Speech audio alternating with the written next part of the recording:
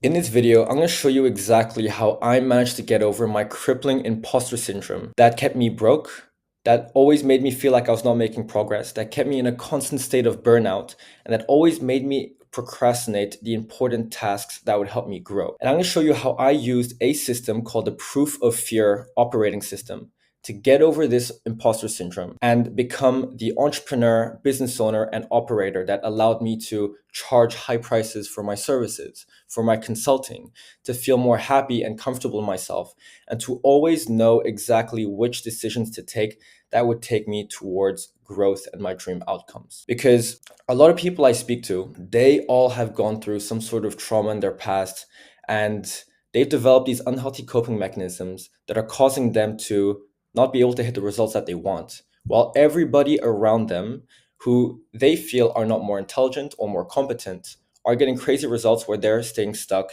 where they're at in this negative state over here. Well, I'm going to tell you right now, those people who are succeeding they're succeeding not because they're more intelligent, more smart, or more competent. They're succeeding because they are not being guided by fear. So in this video, we're going to walk through exactly how you're going to be able to become more like those people and start living in your dream outcomes, right? So first, I'm gonna go back into a bit of my past. This is me as a kid. When I was a kid, I moved around every few years. So I never had a stable home. I never had a stable anchor. And every time I moved, I had to start all over again. There were instances of bullying, and all that caused me to go really internal. I became really introverted.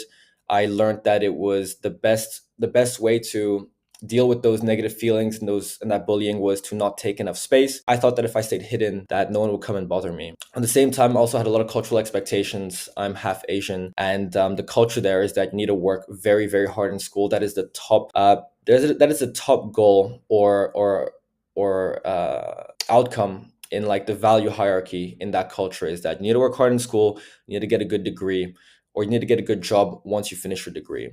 That also put a lot of pressure onto me. I was also a big people pleaser. I was scared of conflict. I was highly shy, and I had a ton of social anxiety. So because we moved around a lot, I could not form a stable personality, and I was going through a lot of negative triggers, and I developed my own coping mechanisms for those triggers, which were not necessarily healthy. For example, I was told not to take space, or I felt like I couldn't take space. And over time, all those unhealthy coping mechanisms started to become unconscious. So this is a photo for me a few years ago when I just finished my degree and I decided to start working on my own business. I hated authority.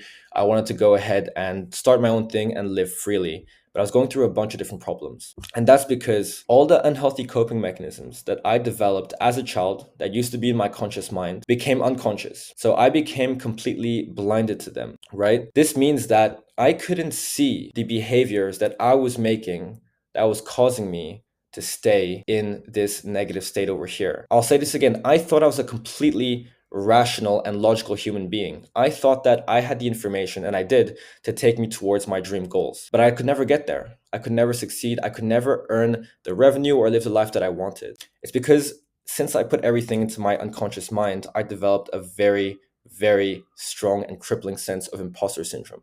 I had a lack of self-worth. I had a fear of success.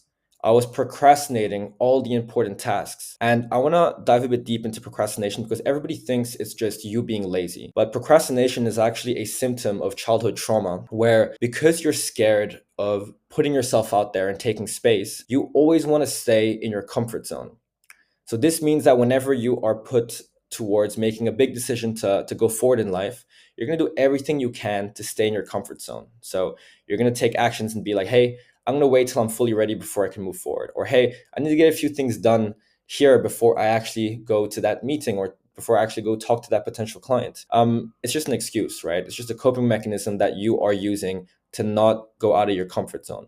I also became highly anti-conflict. I was this big people pleaser, and I was developing a bunch of unconscious, unhealthy coping mechanisms. So again, all this was unconscious. I couldn't fucking see it. I didn't know this was happening to me, and I didn't know why I wasn't getting my results. And this was because I was operating with fear driven unconscious behavior. So this looks like the following, right? Because of my lack of self-worth, I felt like I didn't deserve more and I would stay in my comfort zone. Because of my fear of success, every time I would land a big client or land a big deal, instead of feeling like joy and excitement, I would feel fear and stress because I didn't want to disappoint. And because of this, I would get a negative dopamine loop every time I succeeded, which meant I was constantly fighting an uphill battle. Because of my people pleasing, I could never set boundaries. And because of these unhealthy coping mechanisms that I was continuing, I was feeding my imposter syndrome and staying stuck in the cycle. I didn't know this was happening though. Very important to keep in mind. I thought that, like I said, I was killing it. I was grinding. I was working 12-hour days. But in fact, I was just procrastinating. I was not setting boundaries and I was fighting against success, which caused me to burn out. So flash forward, this is what it caused me to do. This is what made me broke. It made me feel like I was not making any progress. And in practice, this is actually what it looked like. So when I decided to start my own business, since I was scared of success, I would focus on building out nice landing pages when I should have been talking to clients. I was building out nice little resources to help my future clients when I should have been talking to clients and getting DMs in. I was also stuck in the forever research phase, the forever planning phase, when I should have been executing and talking to clients. So while I was doing all of these procrastinating tasks, I thought I was making progress. But everything I should have been doing, the comfort zone stopped me from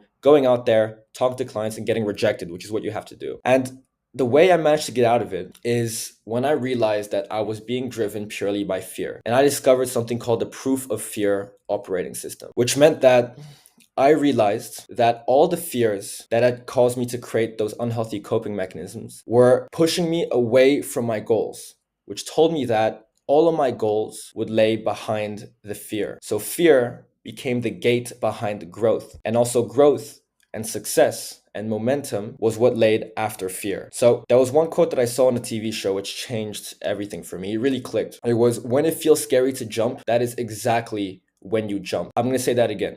When it feels scary to jump into a decision, into a goal, into a project, that is exactly when you jump, because life will present a bunch of opportunities to you. And if you don't get over your fears, you're going to get those thoughts in your mind, those doubts of, hey, what if we fail? What if we're not good enough? What if we put ourselves out there and we don't get results and everybody sees our failure? That is your unhealthy coping mechanism and your unconscious imposter syndrome that is driven from your childhood trauma to tell you that you need to stay in your comfort zone and you don't need to go, and you shouldn't go to do things that are going to make you grow. So this is the gate behind your success. This is the gate behind the opportunities that you're not taking because of that fear, right? So I know that it's very easy to grasp concepts. Like, I can tell you this, you can be like, oh, that makes sense. But I want you to understand that everybody has childhood traumas. People who tell you that they don't are lying to you. We all have our traumas that are placing these gates in front of the things that we want. Anybody can achieve what they want, but they just need to get over that fear. And the first step to doing that is by seeing that that fear exists, because most people think that they don't have them because it's unconscious. And a very practical way that I've managed to use to take my ego out of everything, take my trauma out of everything, is to use a 2-question framework. And I do this every single morning, and it helps me focus on the actions that are going to take me towards my goals, which is build a family, have a very wealthy lifestyle, be able to travel whenever I want to. Those are things that really matter to me, and I want to make sure that I reach them and I don't procrastinate them. I owe it to myself.